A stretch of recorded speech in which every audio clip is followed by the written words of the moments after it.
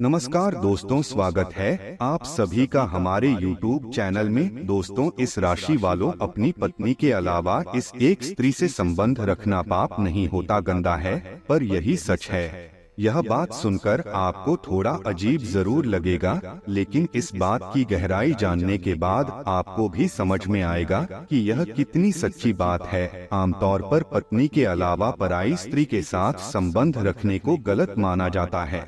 समाज में भी इस तरह के संबंधों को गलत नजर से देखा जाता है, लेकिन शास्त्रों के अनुसार कुछ विशेष परिस्थितियों में ऐसा करना तर्क संगत माना गया है। किसी भी मनुष्य के जीवन में उतार चढ़ाव आते रहते हैं, कभी दुख तो कभी सुख का आना जाना लगा रहता है।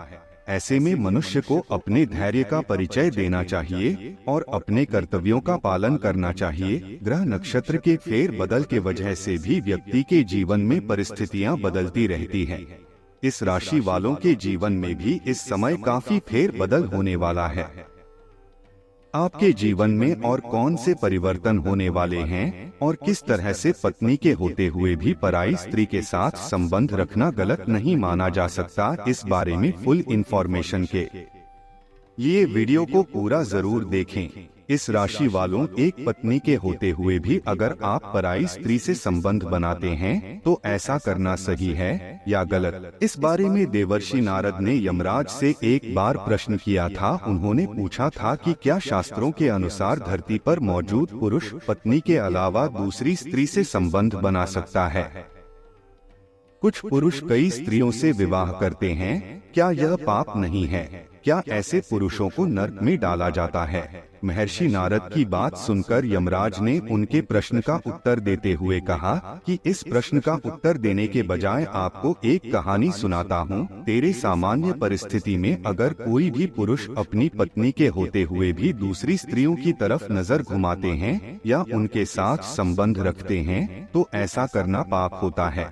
लेकिन एक अवस्था में पुरुष अपनी पत्नी के होते हुए भी पराई स्त्री के साथ संबंध बना सकता है, उसे पाप की श्रेणी में नहीं रखा जाता। एक पत्नी के होते हुए दूसरी स्त्री से विवाह करना सही है या नहीं, इस प्रश्न का उत्तर भी आपको इसी कहानी में मिल जाएगा। प्राचीन काल में मध्य देश में एक अत्यंत रूपवान, गुणवान और बलवान राजा थे। धर्मपाल धर्मपाल न्यायप्रिय राजा थे। उनकी प्रजा उनसे हमेशा खुश रहती थी और वह प्रजा के सुख दुख का हमेशा ख्याल रखते थे।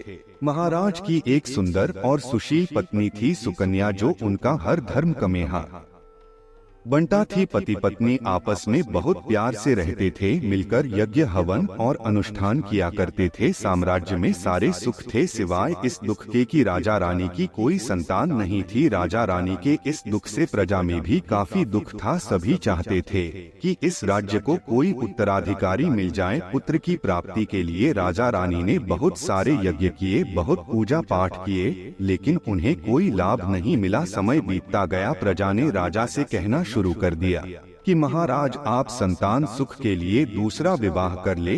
राजा धर्मपाल अपनी पत्नी सुकन्या से बेहद प्रेम करते थे, इसलिए वह ऐसा करने के बारे में सोच भी नहीं सकते थे। लेकिन प्रजा के कहने पर और राजा का दुख देख रानी ने भी राजा से दूसरा विवाह करने का प्रस्ताव रखा। रानी की बात सुनकर राजा ने कहा, अगर मैं आपके रहते दूसरा विवाह करूंगा तो मैं पाप का भागी बनूंगा और मुझे नरक में भी जगह नहीं मिलेगी। राजा की बात सुनकर रानी ने उन्हें समझाया और कहा कि प्रजा की खुशी के लिए, राज्य के उत्तराधिकारी के लिए आपको दूसरा विवाह करना ही होगा। मुझे इसमें कोई आपत्ति नहीं है। आप दूसरी रानी को अपनी सौतन नहीं बहन मानकर उसका मान सम्मान करूंगी। लेकिन राजा तैयार नहीं हो रहे थे।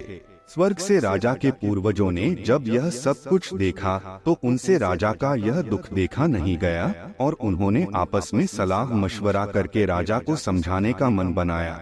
सभी पूर्वजों ने राजा को दर्शन दिया और कहा कि तुम्हारी वजह से हमारी दुर्गति हो रही है, हमारे कुल का नाश हो रहा है। उनकी ऐसी बातें सुनकर राजा ने हाथ जोड़कर कहा कि मुझसे ऐसी क्या गलती हो गई, ऐसा क्या पाप हो गया जो आपको इतना कष्ट मिल रहा है?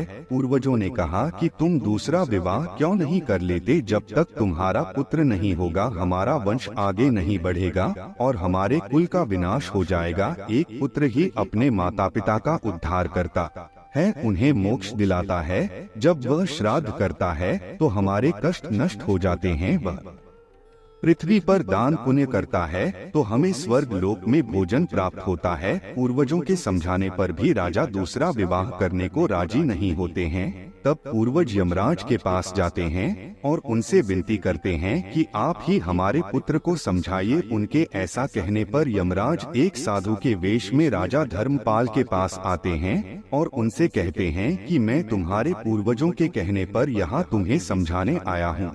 तुम दूसरा विवाह कर लो, मैं तुम्हारी एक पत्नीव्रता होने से प्रसन्न हूँ और मैं तुम्हें बताता हूँ कि पुत्र प्राप्ति के लिए किया गया दूसरा विवाह किसी भी कारण पाप नहीं होता। यमराज की बातें सुनकर महाराज दूसरा विवाह करने को राजी हो जाते हैं और सुकन्या की सहमति से दूसरा विवाह करते हैं और उन्हें 1 वर्ष के पश्चात पुत्र की प्राप्ति होती है। उनके पूर्वज और देश की सारी प्रजा बेहद खुश होती है। देश में तरह तरह के उत्सव मनाए जाते हैं। इस तरह महर्षि नारद के प्रश्नों का उत्तर देते हुए यमराज ने यह कहानी सुनाई थी। एक पुरुष अपनी पत्नी के होते हुए भी पुत्र की प्राप्ति के लिए दूसरी स्त्री से विवाह करके उसके साथ संबंध बना सकता है। शास्त्रों के अनुसार ऐसा करना पाप नहीं है। अब दोस्तों बात करते हैं कि इस स्त्री के आपके जीवन में आने से आपका लव लाइफ, स्वास्थ्य, कैरियर कैसा रहेगा। कामकाज में सफल होने के लिए कठिन परिश्रम करने की आवश्यकता होगी। विरोधी वर्ग हर तरह से सक्रिय रहेगा जिसके कारण आप दिक्कत महसूस करोगे। इस सप्ताह किसी तीर्थ स्थान की यात्रा करने का अवसर मिल सकता है। परिवार के साथ अच्छा तालमेल बना रहेगा। विशेषतः भाई का अच्छा सुख एवं सहयोग प्राप्त होगा। इस सप्ताह दाम्पत्य जीवन सुखद रहेगा। जीवन साथी और संतान की तरफ से मिलने वाला सुख और सहयोग उत्तम बना रहेगा। ईश्वर की आराधना करने से आपको मानसिक शांति प्राप्त होगी। यात्राएं करने के अवसर प्राप्त होंगे। इस सप्ताह व्यापार व्यवसाय में लाभ का सुख हासिल होगा। शरीर में नवीन ऊर्जा का संचार देखने को मिलेगा। यह सप्ताह आपके लिए शुभ रहेगा। धार्मिक कार्य की तरफ मन आकर्षित होगा। आपको यात्राएं करने के अवसर प्राप्त होंगे। ईश्वर भक्ति में रुचि बनेगी। परिवार का अच्छा साथ मिलेगा। घर में प्रसन्नता का माहौल होगा। आपके अंदर नया जोश और उत्साह देखने को मिलेगा जो कार्यों को पूरा करने के लिए बहुत आवश्यक और उपयोगी साबित होगा। इस सप्ताह गृहस्थ जीवन में आनंदमयी वातावरण देखने को मिलेगा। बड़े बुजुर्गों का आशीर्वाद आपके लिए अच्छा बना रहेगा। आपके घर अथवा रिश्तेदारी में किसी प्रकार के मांगलिक कार्य का आयोजन हो सकता है जिसके कारण मन प्रसन्न रहेगा। किसी लंबी दूरी की यात्रा या किसी मनचाही यात्रा करने का अवसर प्राप्त होगा। आपका कोई करीबी शायद आपके कारण भावनात्मक उथल पुथल के दायरे में है। आप एकदम से निष्कर्ष पर पहुंच जाते हैं और इस बार भी आपने सही से समझे बिना ही इस व्यक्ति पर वफादार न होने का आरोप लगा दिया है। आपके लिए अच्छा यही होगा कि आप पहले शांति से बैठकर सही समय तक का इंतजार करें और अच्छे से सोच लें। आपको अपने भोजन की योजना इस प्रकार बनानी होगी कि आपकी रोग प्रतिरोधक क्षमता में बढ़ोतरी और सुधार हो। आपको आज संक्रमणों का खतरा बना रहेगा। ऐसी स्थितियां बन रही हैं कि आप खुद को एलर्जी पैदा करने वाली चीजों के संपर्क में आने से नहीं बचा पाएंगे। इसीलिए अपनी सेहत का ध्यान रखते हुए अपने भोजन में खूब विटामिन शामिल करें। पानी भी खूब पिएं। आज माहौल में ही रोमांस बिखरा हुआ है। आप बहुत सारे मनोरंजक और मजेदार आदमियों के संपर्क में आएंगे और इनमें से किसी एक के साथ मुलाकात सार्थक साबित हो सकती है। जिनका संबंध पहले से बना हुआ है वे अपने पुराने संबंध में अंतरंग डिनर या पिकनिक पर जाकर एक नई जान फूंक पाएंगे। आपका पार्टनर पिछले कई दिनों से कुछ खिंचा सा है, लेकिन आज स्थिति में सुधार होगा। कुछ समय से अपने कार्यालय में आप काफी अच्छा काम कर रहे हैं और ये खूबी आज आपको अपने मालिक की नजरों में काफी ऊपर उठाएगी। पदोन्नति भी आपका इंतजार कर रही है, परंतु आपके सहकर्मियों की द्वेष एवं जलन आपका मन खराब कर सकती है। ये आपके लिए एक मुश्किल चुनौती की तरह है और आपको इस बात का ध्यान रखना है कि ये चीज आपके मन और मस्तिष्क पर बुरा प्रभाव न डाले।